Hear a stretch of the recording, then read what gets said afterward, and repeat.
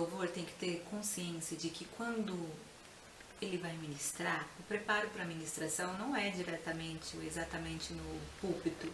Ele deve manter uma vida diária de devocional, um momento em que ele separa para fazer o seu período de oração, de leitura da Bíblia e louvores. À medida que ele vai se envolvendo na oração e no louvor, o Espírito Santo vai iluminando, vai inspirando, e ele vai chegar no púlpito ou no palco com uma bagagem muito grande de conhecimento, de informação, de intimidade com Deus, e ali ele estará mais capacitado para ser usado. No momento que ele começar a ministração, ele não vai falar a partir das suas próprias ideias, suas próprias opiniões. Ele vai falar pela iluminação do Espírito Santo, porque ele já desenvolveu esse hábito de buscar inspiração na palavra, na oração, no momento de louvor na sua casa.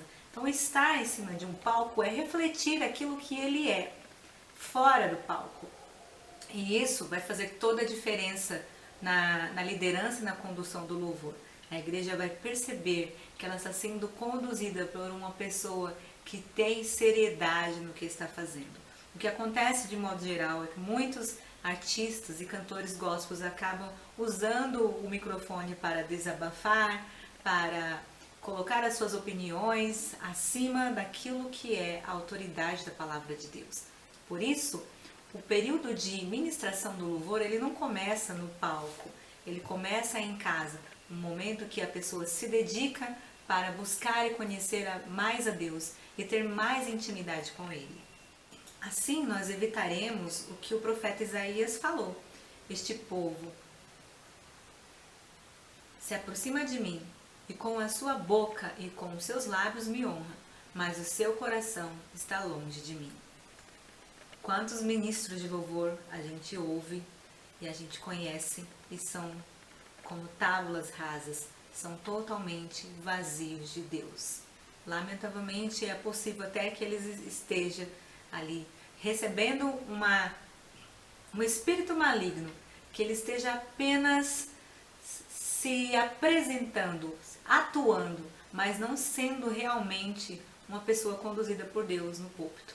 Eu já presenciei um líder de louvor cair possesso no púlpito, e aquilo foi um grande escândalo para a igreja.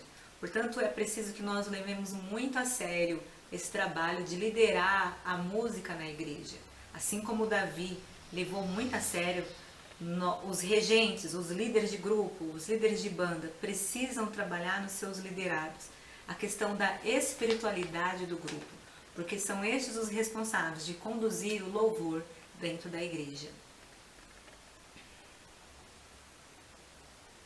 Para começar o momento de louvor, é possível cumprimentar a igreja com muita simpatia, de forma agradável, e saber que é ele quem vai conduzir a igreja naquele momento.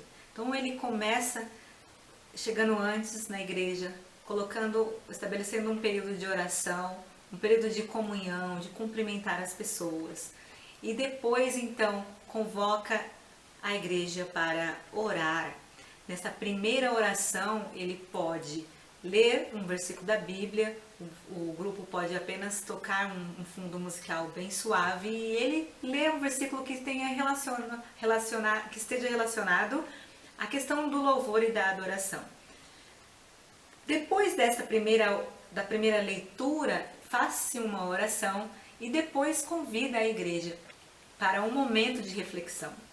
Um momento em que convida-se a igreja para acertar as contas com Deus, para refletir sobre os seus erros, sobre os pecados cometidos durante aquela semana e pedir para que Deus os limpe, os perdoe e que aquilo não o impeça de se aproximar de Deus, de chegar-se a Deus. Se nós não tivermos a consciência de que temos que nos limpar para chegarmos à presença de Deus, nós não o sentiremos, nós não o tocaremos, nós não teremos contato diretamente com o Pai, porque estaremos sujos com os nossos pecados. Então, o reconhecimento do nosso pecado, confessar a Ele os nossos erros, é o ponto principal e inicial para o processo de adoração.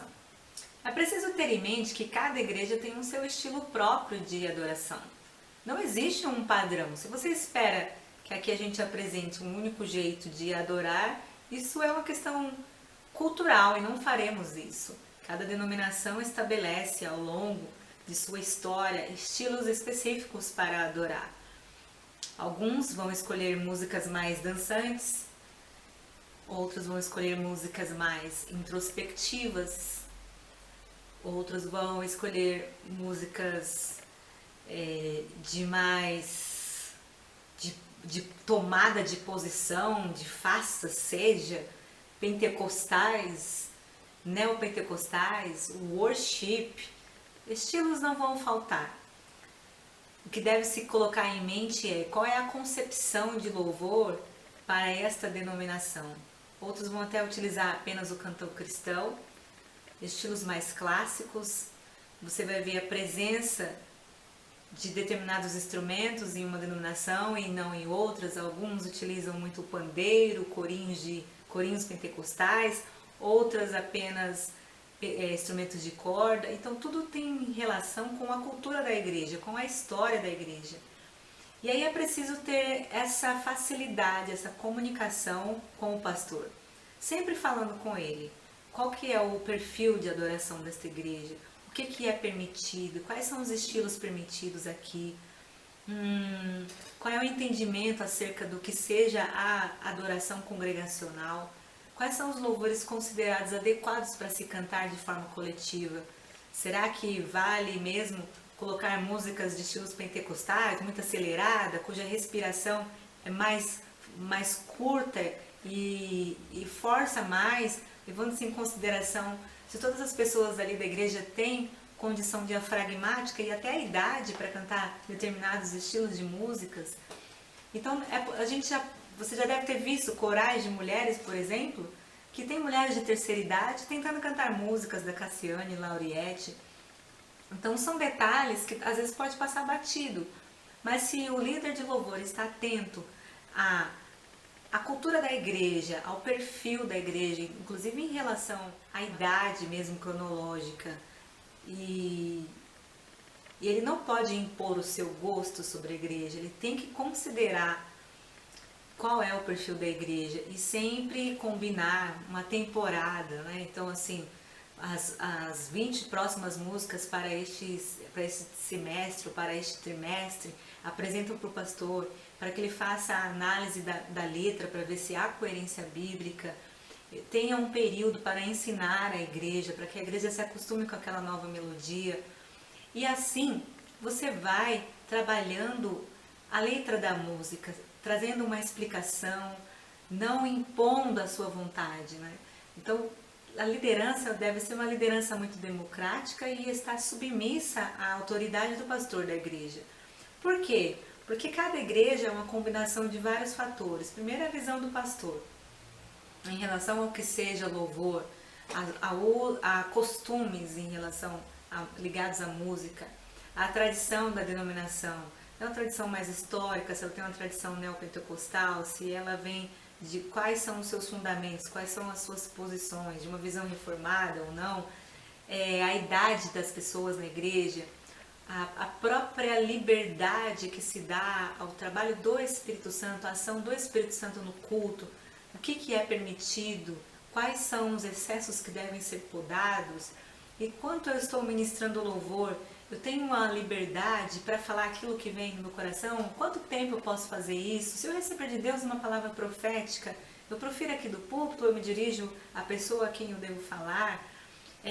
O que eu preciso saber? Quais são, enquanto líder de louvor, quais são os meus limites?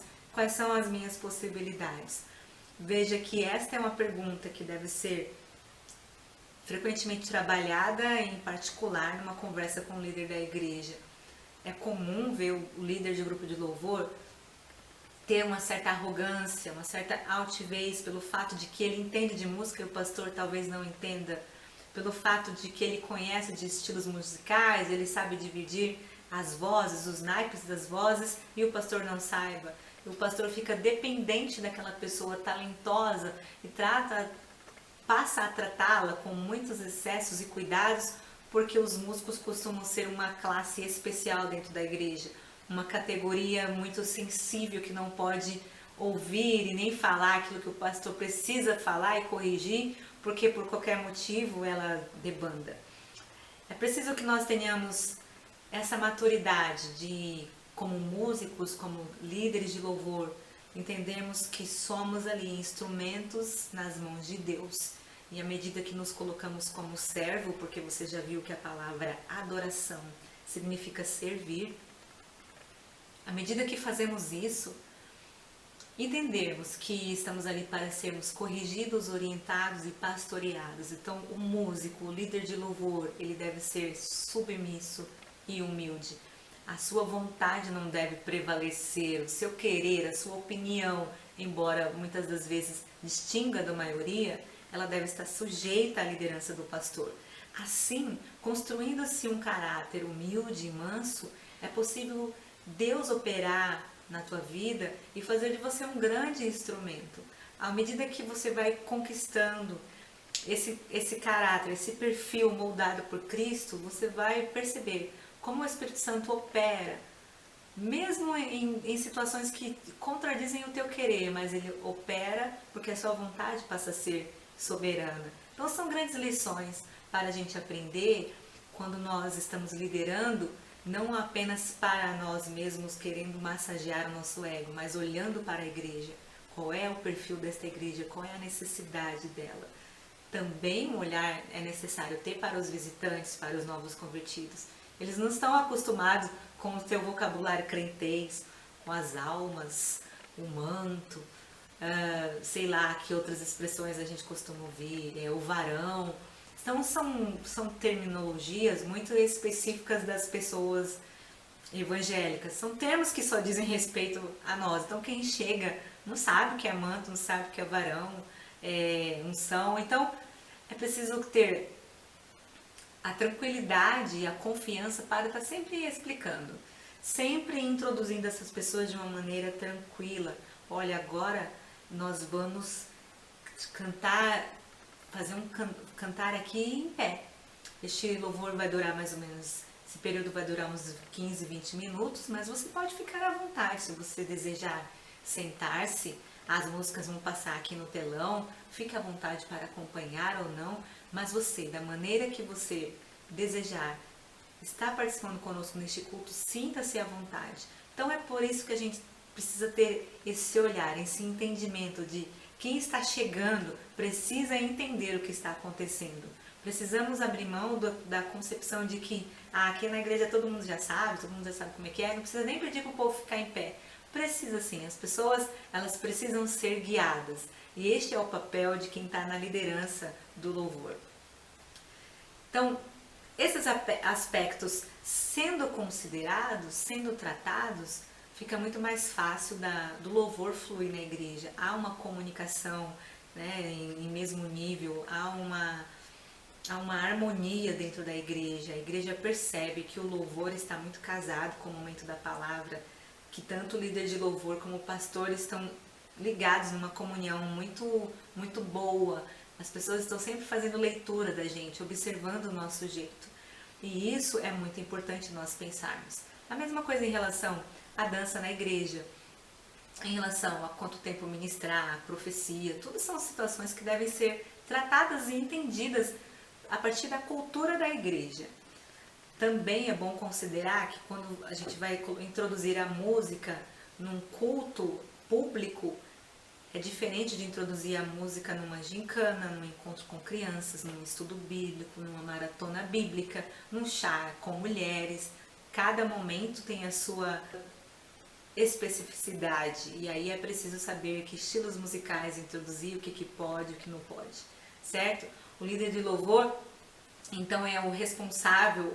Quando eu digo líder de louvor, eu também coloco a figura do regente. Eles são os responsáveis por ensinar os seus liderados a manterem uma vida de oração e comunhão com Deus. Definir previamente os louvores que vai cantar durante aquele período, todo o repertório. Porque também deve-se considerar que os músicos, os instrumentistas, nem todos dominam o instrumento no mesmo nível. Algumas igrejas sim, mas a maioria... Conheço igrejas que tem um que está começando, então ele não pode pegar a música de improviso. Não pode simplesmente, hoje resolvi mudar, vamos cantar tal coisa. Aí ele simplesmente vai encostar o instrumento dele porque ele não sabe.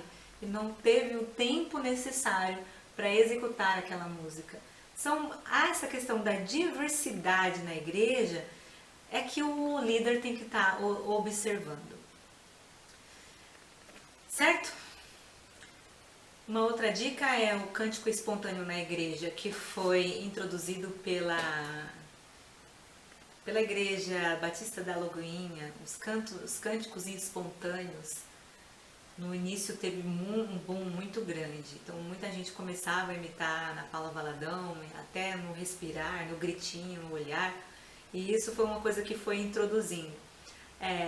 A parte boa é que quando a igreja ela tem essa abertura para o cântico espontâneo e você tem a liberdade de falar para a igreja isso.